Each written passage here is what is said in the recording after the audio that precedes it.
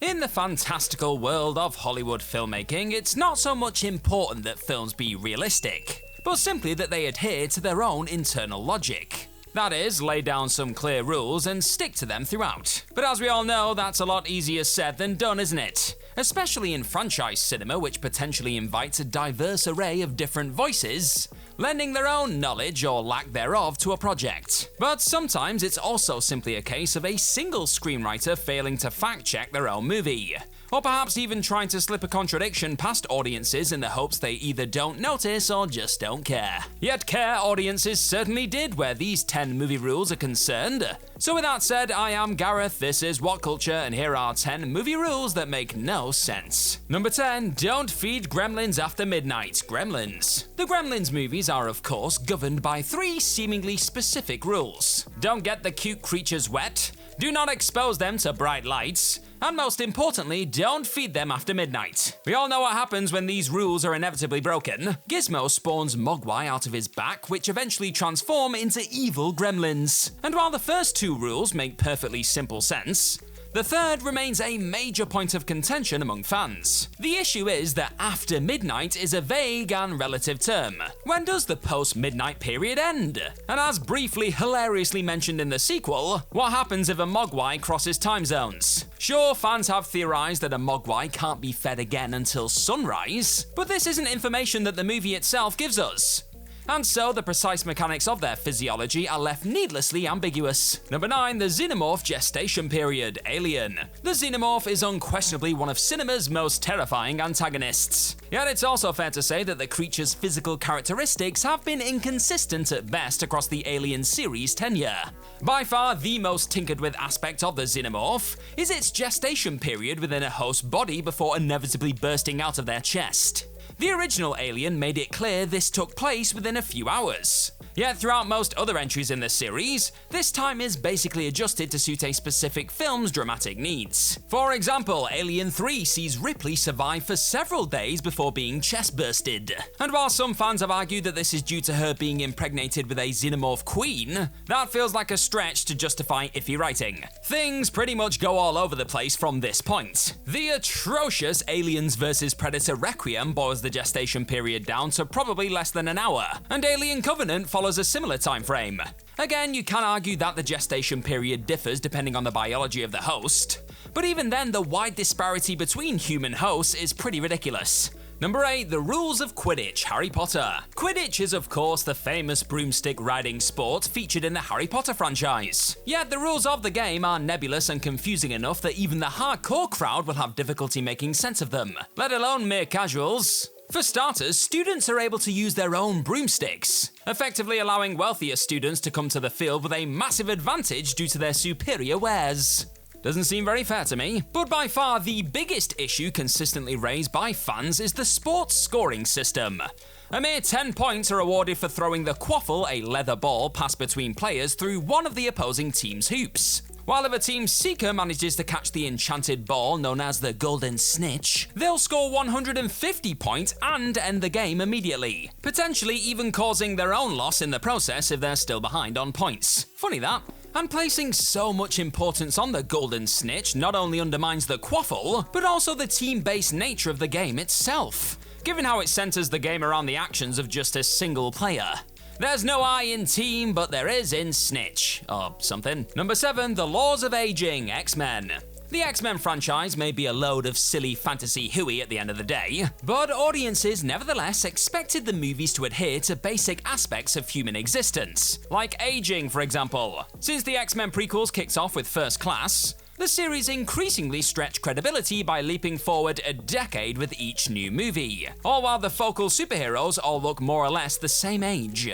Given that Dark Phoenix takes place in 1992, some 30 years after First Class, we'll have to assume that the likes of Professor X and Magneto are now in their early 60s. Right, yeah. While you might play the mutant card and argue that their aging is slowed by that process, that still makes no sense at all considering that in Dark Phoenix, Xavier and Magneto are supposed to be just a few years away from looking like Patrick Stewart and Ian McKellen respectively. Yep, they do not. The only major character where this defense truly applies is Mystique. given both her shape-shifting abilities and Beast flat out saying in First Class that she ages slower than your average person. This is one of those things that fans just need to roll with if they're gonna actually enjoy the series without nitpicking it to death. But it's undeniably distracting all the same. And while on the subject of the X-Men, I want to know what is your favourite X-Men movie of all time. You let me know in the comments section down below. Number 6, The Prime Directive, Star Trek.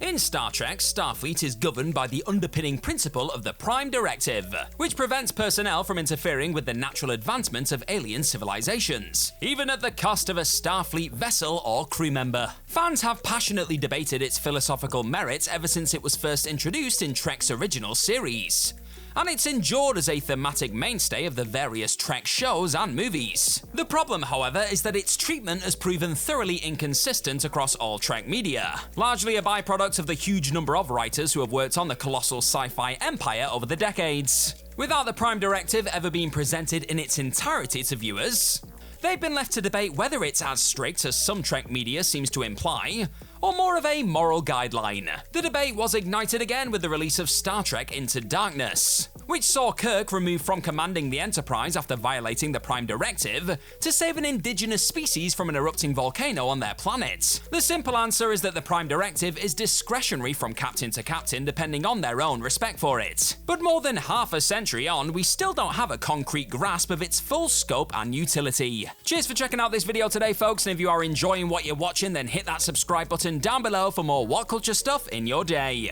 Number 5, Time Travel Logic, Looper. Time travel is a tough logical nut to crack at the best of times. So for Rian Johnson's sci-fi hit Looper, he basically decided to throw his hands up and accept the contradictions. Many complained about the film's various logical issues per its timey-wimey shenanigans, particularly the sequence in which young Seth has his limbs dismembered, and these effects immediately appear on old Seth's body.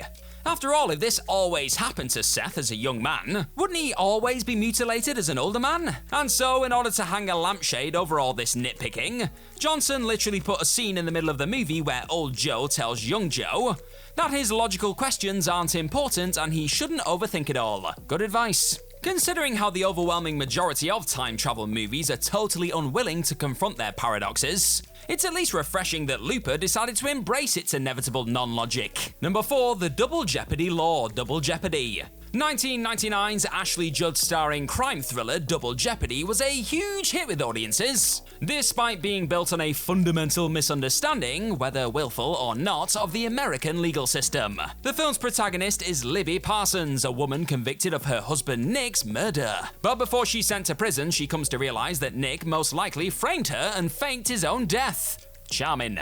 After being paroled, she invokes the Double Jeopardy clause, which, according to the film's logic, means a person can't be convicted of the same crime twice, apparently allowing her to hunt Nick down and kill him without legal consequences. Of course, anyone with even a basic understanding of the law will appreciate how ridiculous this is, as the real Double Jeopardy clause only actually applies to prevent people being convicted again for the specific criminal event they've already been tried for. And so, if Libby killed her husband in real life as she does in the movie, she'd actually be opening herself up to all sorts of legal action. Not smart. Number 3, the Rule of Two, Star Wars. Much like Star Trek's Prime Directive, Star Wars' Rule of Two is vaguely defined and interpreted with a varying degree of faithfulness by different parties. At face value, the Rule of Two is a Sith philosophy stating that only 2 Sith Lords can ever exist at one time, one master and one apprentice. The rule was first concocted by the legendary Sith Darth Bane, who felt that an overabundance of self-serving Sith Lords led to the Order's downfall through betrayal and infighting.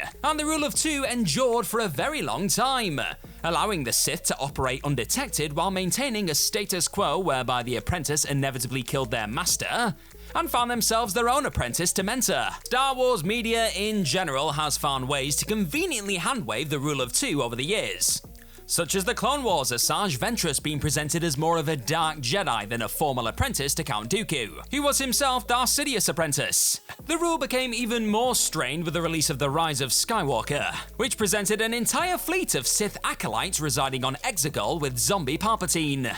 However, the movie's junior novelization retconned the Rule of Two to mean Rule by Two, basically implying there can be many more Sith but only 2 Sith rulers. Yeah, okay. Number 2, the superhero no-kill policy. Given that most superhero movies are designed with younger audiences in mind, it's little surprise that a few frontline movie heroes like Batman, Superman, and Spider-Man tend to be profoundly moral people with a major aversion to killing. This is especially true in the case of Batman, who in Christopher Nolan's Dark Knight saga in particular has held a steadfast promise not to take the lives of his foes, for fear of crossing the line from heroism to criminality.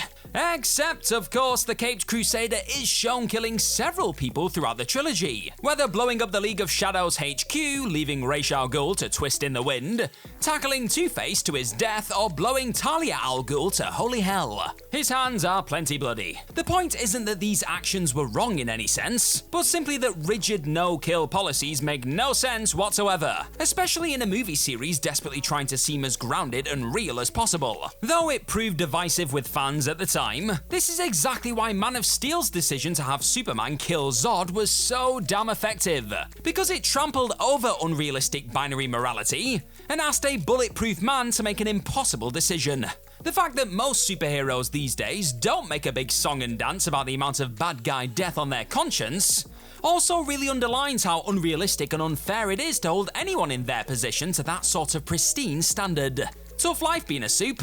And number 1, the aliens are allergic to water. Signs. M. Night Shyamalan's Signs revolves around an alien invasion on Earth, and concludes with a characteristically balmy Shyamalan twist that the aliens are actually deathly allergic to water of all things. Ever since the film's release, fans have questioned why an alien species would dare try to invade a planet where 71% of its surface is covered by the very thing that kills them.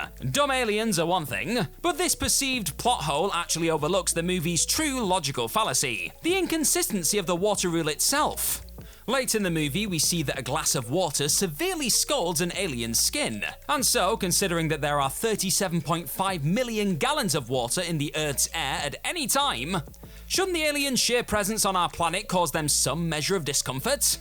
Even if you argue the aliens need to be hit with a greater concentration of water in order to be harmed, you'd think the residual water in the air would at least singe their skin if a light spill can make them resemble a third-degree burns victim, no? Signs is a perfectly entertaining movie up to this point, so it's just a shame Shyamalan invites so much second-guessing from the audience so late in the game. A damn shame indeed.